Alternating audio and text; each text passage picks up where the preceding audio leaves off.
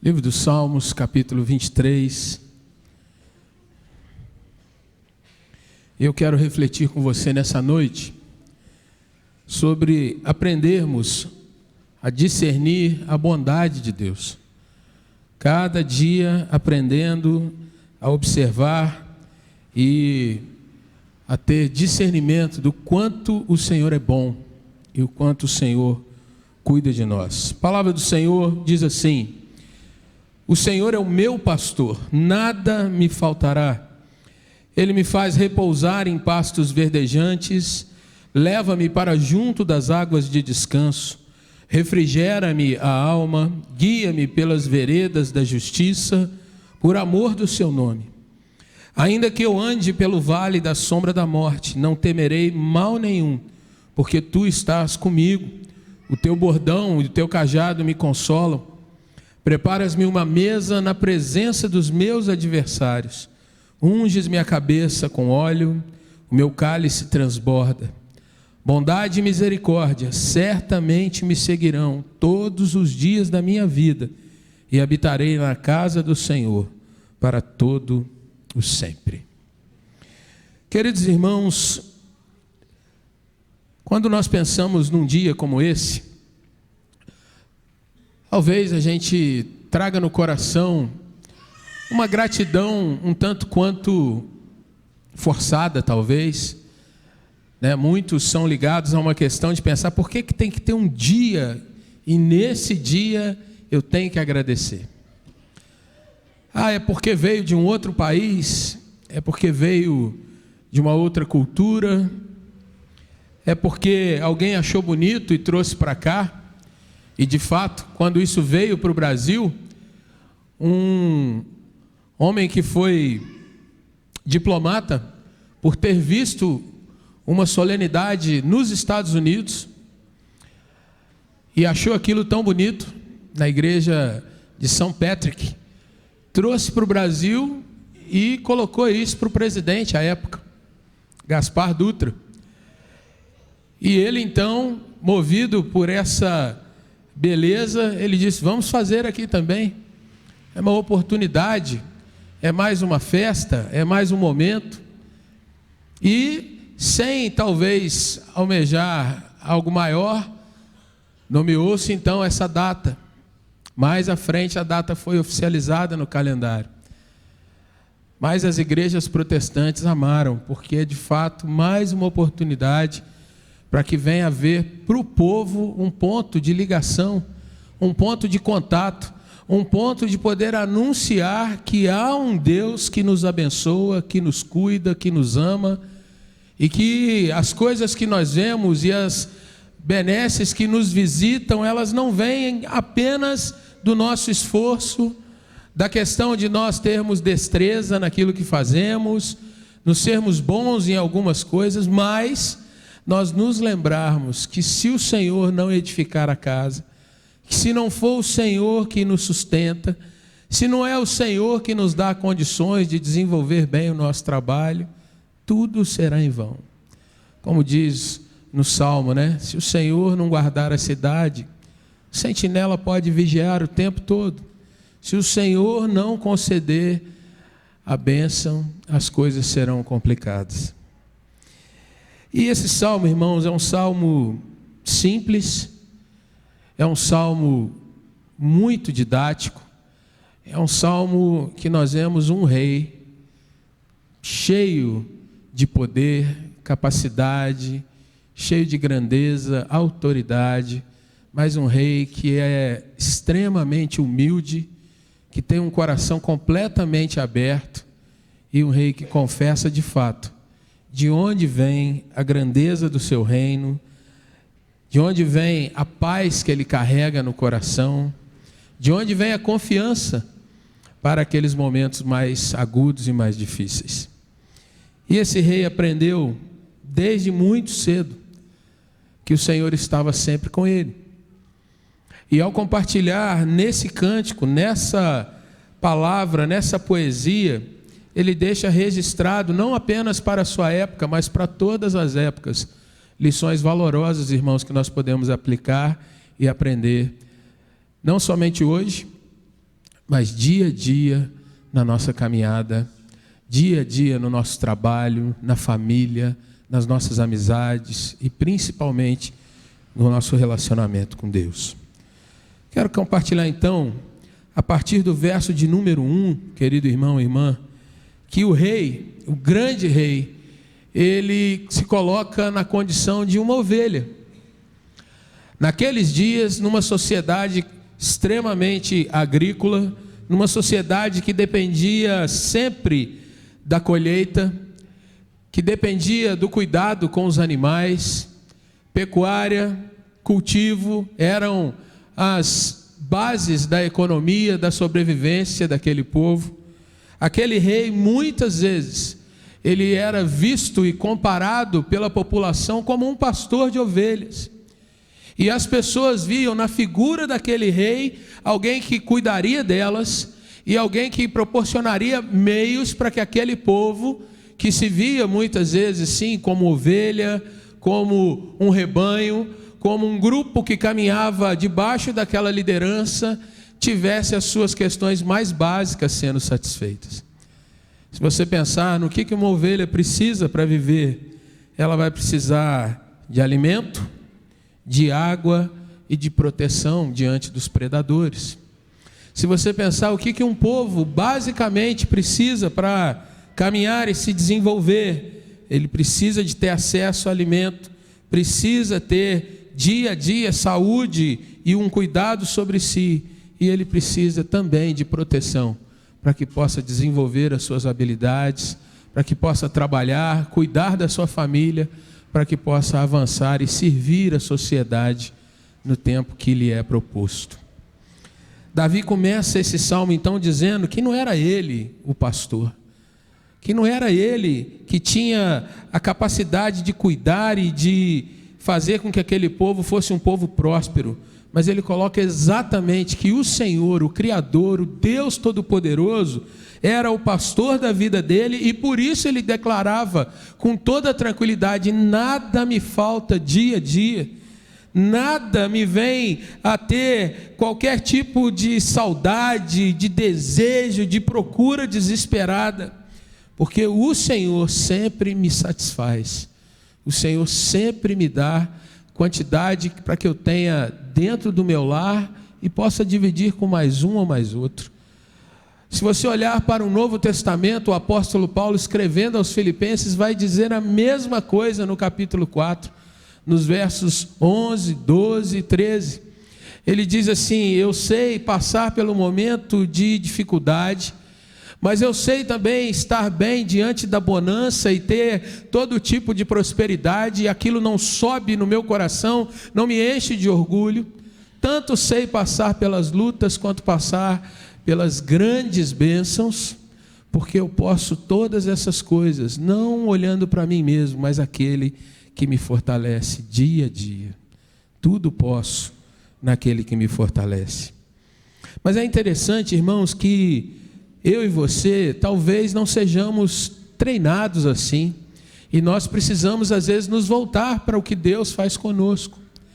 É muito fácil nós fazermos um culto de gratidão a Deus num dia em que todos nós estamos sorrindo de orelha a orelha, quando o nosso lar está com a despensa cheia, quando há saúde e a gente pode sair daqui, fazer uma caminhada, fazer uma viagem, podemos nos divertir porque não há problema algum, a pressão está regulada, né? A glicose está no lugar, o olhar, está tudo certo. Nesse tempo é fácil a gente dizer: está tudo bem e eu estou celebrando.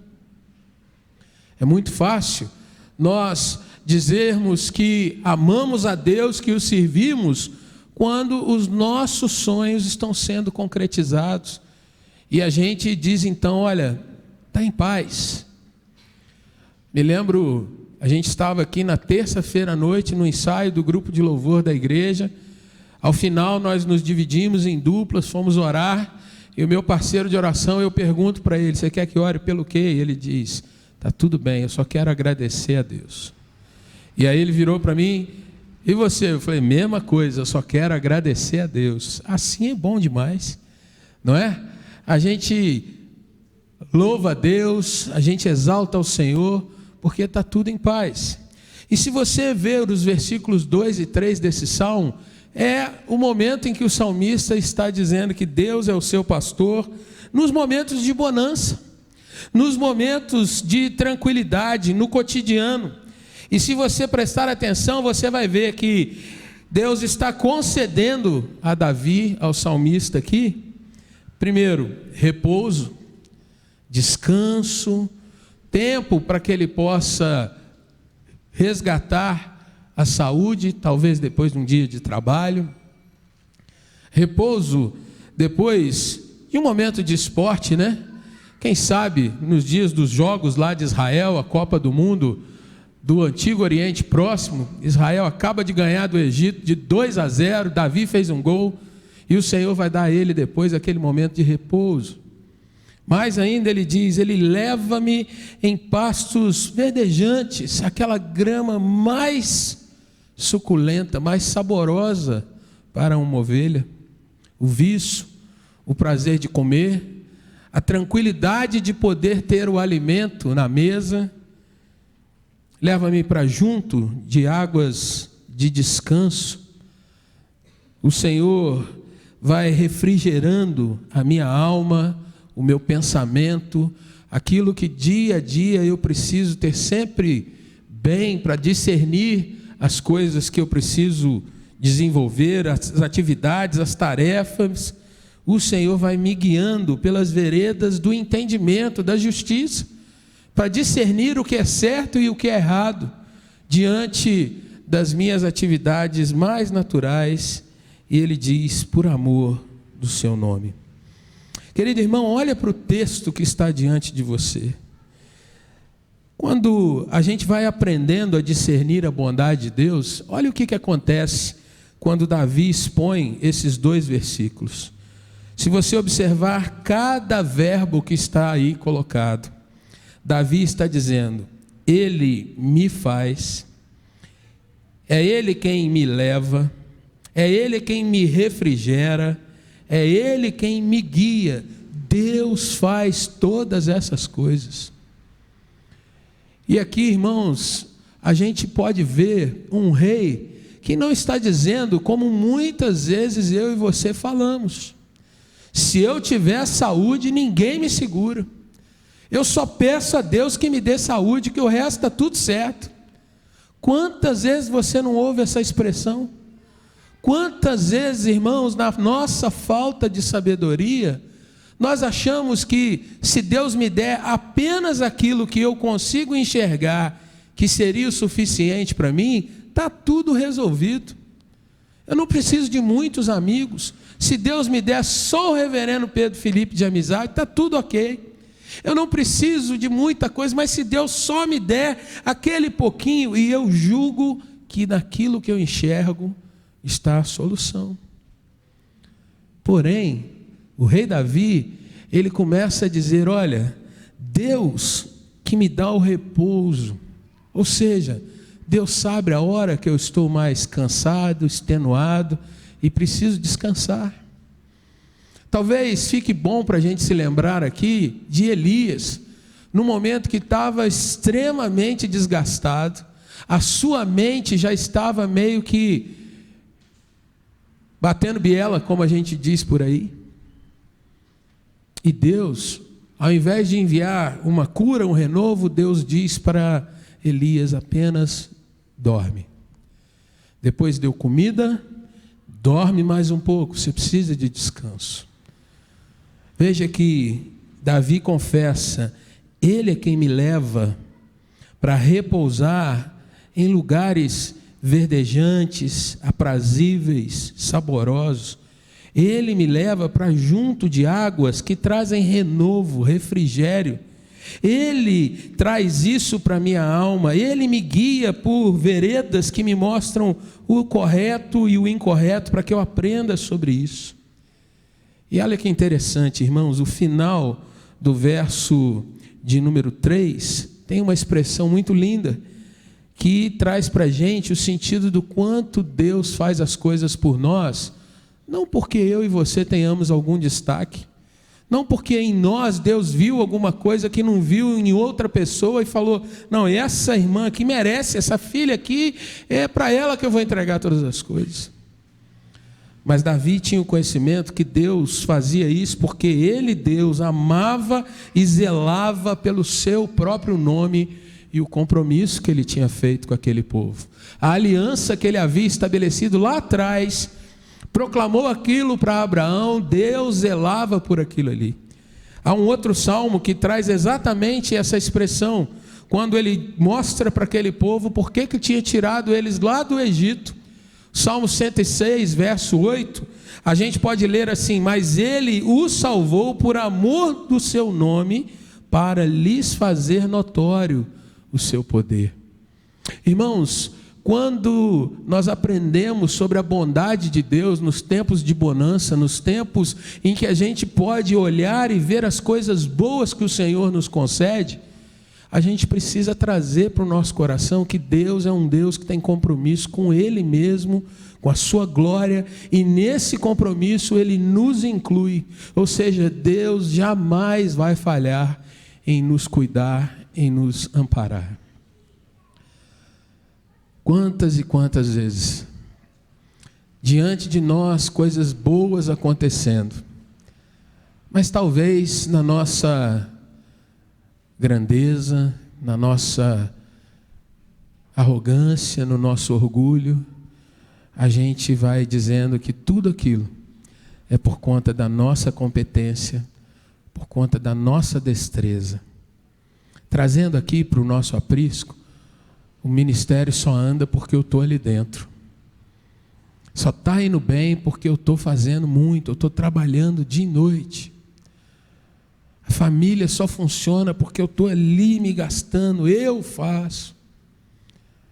Se a gente se aprendesse a ver que é Deus quem está guiando a nossa casa, que é Deus que está moldando o nosso trabalho, que se a gente tem um pouco mais, é o Senhor que está nos dando a oportunidade da gente ter sabedoria e justiça em usar essas posses de uma forma sábia, generosa, se precaver para momentos de talvez mais dificuldade. Aprender que na igreja, todos nós, irmãos, estamos debaixo do mesmo Deus. E se é assim, o Senhor pode nos capacitar e fazer andar cada vez mais quando nós nos juntamos e nos fortalecemos uns aos outros. O nosso Deus, Ele é bom, irmãos. E a gente precisa entender que é Ele quem nos faz, Ele nos leva, Ele nos refrigera e Ele nos guia. Momento de bonança, gratidão a Deus.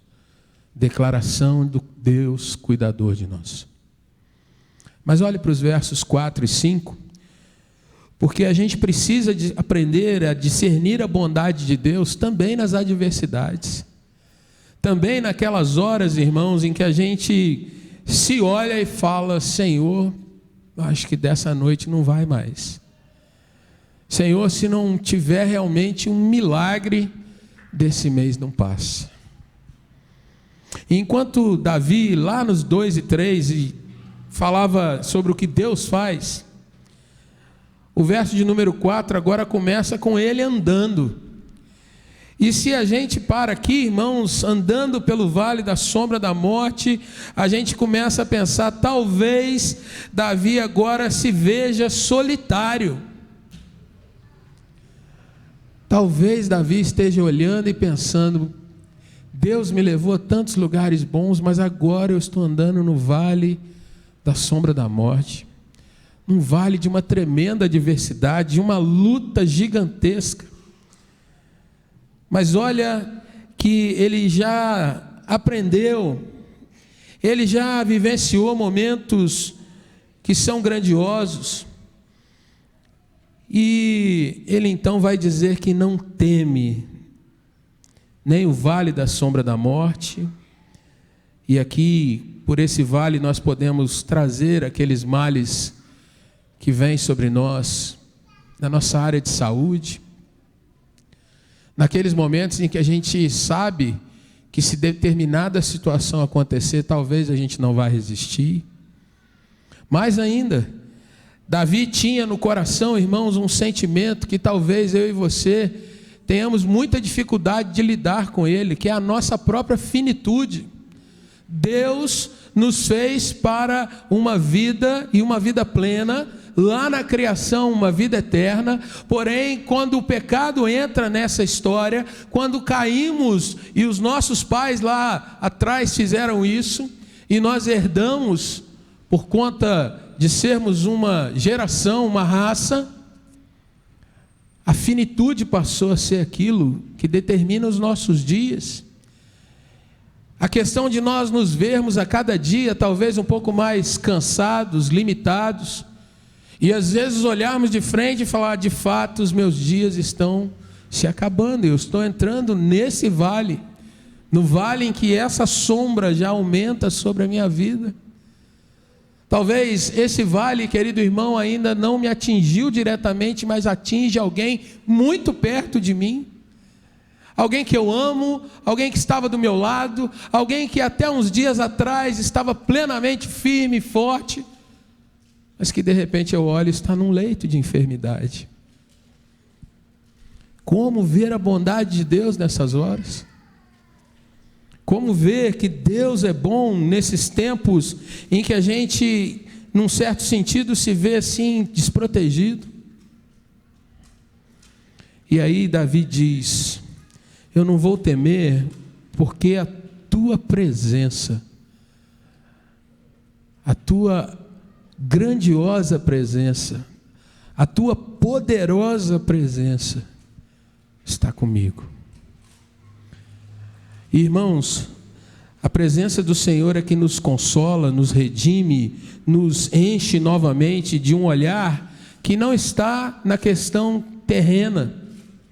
Se a nossa finitude nos mostra, irmãos, que os nossos dias aqui são contados, quando olhamos para o nosso Deus, nós vamos aprendendo que o Senhor nos oferece a oportunidade da eternidade juntamente com Ele, através de Cristo Jesus. Nos oferece a oportunidade de entendermos o versículo que diz que Deus amou o mundo de tal maneira que enviou o seu Filho, seu único Filho, para que todo aquele que nele crê não pereça, mas tenha vida eterna no nome de Jesus. Você tem essa convicção, irmão? Você tem a convicção de que quando talvez fechando os olhos aqui, que você não sabe o dia nem a hora, nem a circunstância, o Senhor vai fazer com que você abra os seus olhos na eternidade com Ele? Quantos crentes hoje só enxergam aqui e agora? Só enxergam os dias das grandes belezas. O rei enxergava que passando pelo vale da sombra da morte, ele não deveria temer, porque Deus estaria com ele ali naquele vale. Você se lembra do Salmo 139? Se subo aos céus, lá estás. Se faço a minha cama no mais profundo abismo, lá estás também. Um Deus que é onipresente, um Deus que nos cuida. Mas olha o versículo 5, irmãos. Deus não é apenas aquele que está do nosso lado, com uma forma de estar ali apenas, mas Deus age. E aí Davi usa a figura de o Senhor diante dos inimigos, os adversários, os ataques. O Senhor prepara um banquete. O Senhor diz para o rei: come enquanto eu luto a sua guerra. Se alimente, descanse, observe enquanto eu cuido das suas demandas, das suas batalhas. Nos nossos dias, irmãos, muitas vezes a gente observa que perdemos a razão de ver um Deus que luta por nós, que luta as nossas guerras, que toma as nossas vidas e só diz para a gente: aprenda a confiar e ver. Salmo 34, provai e vede o que mesmo, irmãos? Será que temos provado? Será que nós temos confiado? A expressão confiar, querido irmão, significa você soltar algo e você não vai voltar a tentar pegar. Eu soltei aquilo nas mãos de Deus. Está com Ele agora. Está com Ele. Está com Ele a minha saúde. Está com Ele as minhas preocupações. Está com Ele o meu futuro. Está com Ele os meus planos. Está com Ele tudo aquilo que me traz receio de dormir à noite. Porque às vezes eu penso ou não penso, eu fechando os olhos, quem vai me guardar de madrugada? E às vezes eu não durmo porque talvez eu pense que eu vou controlar. Eu, no meu desespero, na minha ansiedade, na minha angústia. Quem sabe está na hora de aprender a confiar. Confiar que Deus vai te sustentar. Deus vai te cuidar. Preparas-me uma mesa na presença dos meus adversários. Derrama a unção sobre a minha vida. A capacidade de perceber desse Deus. A capacidade de agir em nome desse Deus. A unção significa uma capacitação dada por Ele, Deus. Unges-me a cabeça com esse óleo. E o meu cálice, a minha alegria, o brilho de ver a vida e poder dizer, Deus é bom, está comigo, o meu cálice então transborda. Ele vai além daquela questão de copo meio cheio, meio vazio. Ele está sempre sendo cada vez mais preenchido pelo Senhor. Veja que Davi, querido irmão, irmã, ele não anula os dias difíceis. Ele não diz que a gente não vai passar por dificuldades, por sombras, por medos. Ele não diz que a gente vai viver numa bolha ausente das dificuldades, das adversidades. Ele não diz, irmãos, que nós não teremos dias duros.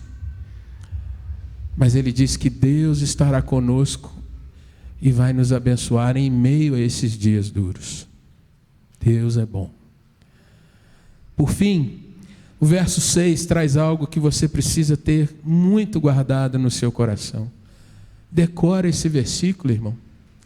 Guarda para você. Guarda e aprende a declamar, a falar a bondade do Senhor, a misericórdia do Senhor, certamente me seguirão.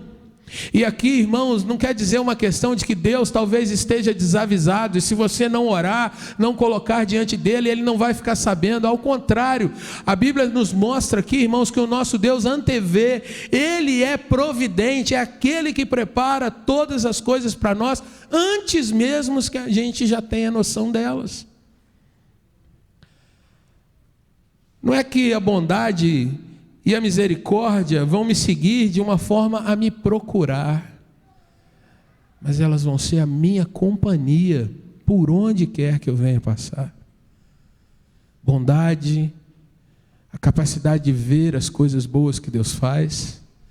Misericórdia, que é o perdão quando eu tropeço, caio, quando eu falo o que não deveria falar, quando eu faço algo que não deveria fazer, ainda assim o Senhor é perdoador, é o meu resgatador, é aquele que me tira das sombras. Como o Salmo 40 do próprio Davi, ele me tira de um tremedal de lama. A bondade e a misericórdia vão me seguir todos os dias da minha vida. E como resposta a isso, eu vou andar na presença do Senhor. Eu vou prestar culto e adorá-lo. Eu vou servir e vou honrá-lo dia a dia na sua casa, para todos sempre. Essa é uma realidade na sua vida, querido? Se não é, por que hoje você não assume um propósito de pedir a Deus que te abençoe nesse sentido?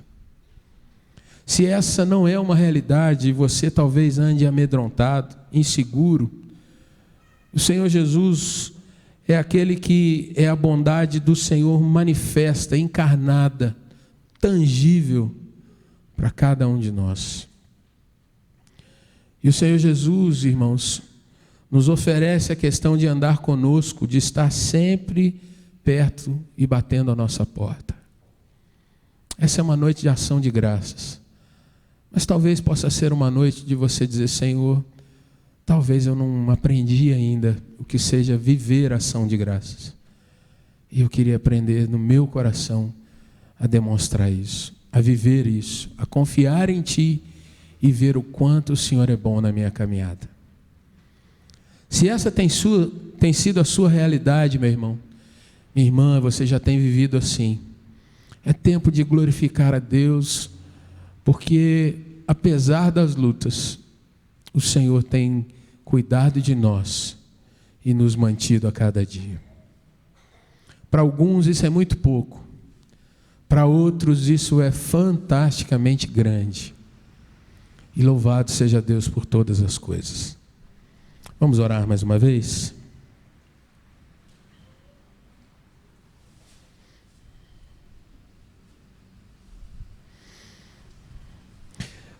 Gostaria que você fizesse um pequeno exercício.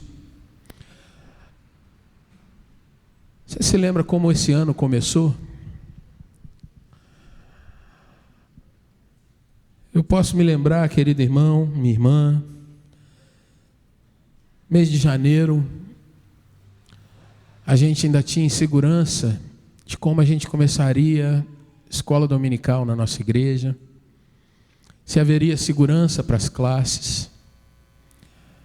A gente se perguntava se poderia ter um ministério de homens funcionando. A gente se perguntava se conseguiríamos retornar com os pequenos grupos. Havia uma questão de: isso é prudente? Será que a gente dá esse passo? Será que a gente não deveria se resguardar? Afinal de contas, a gente não sabe. A gente desconhece o que vai ser amanhã, o que pode acontecer. O ano tem passado e nós vamos indo para celebrar o Natal. Daqui a um mês. E nós chegamos até aqui. Nós passamos, irmãos, por dias de desconfiança, de sombras. Mas chegamos até aqui. E a gente pode afirmar com toda certeza que Deus nos trouxe até aqui. Não foi a nossa destreza, também não foi a nossa coragem. Deus nos trouxe até aqui. É verdade que a gente sonhava com muitas coisas, e Deus, na sua sabedoria, na sua grandeza, em alguns momentos Ele disse: não vai ser desse jeito, porque eu é que sei os pensamentos que tenho a seu respeito. Eu é que sei as propostas. Eu é que sei aquilo que vai ser de fato finalizado. Deus nos trouxe até aqui. Como é que foi na sua casa? Deus te trouxe até aqui. Como é que foi com a sua saúde? Deus te trouxe até aqui. E o que vem pela frente, querido irmão, querida irmã?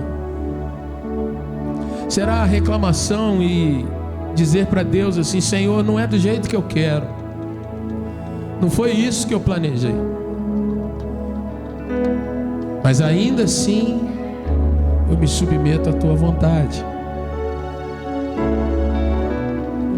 Será que nós vamos aprender, irmãos, que Deus é bom em dias de bonança e também em dias de adversidades?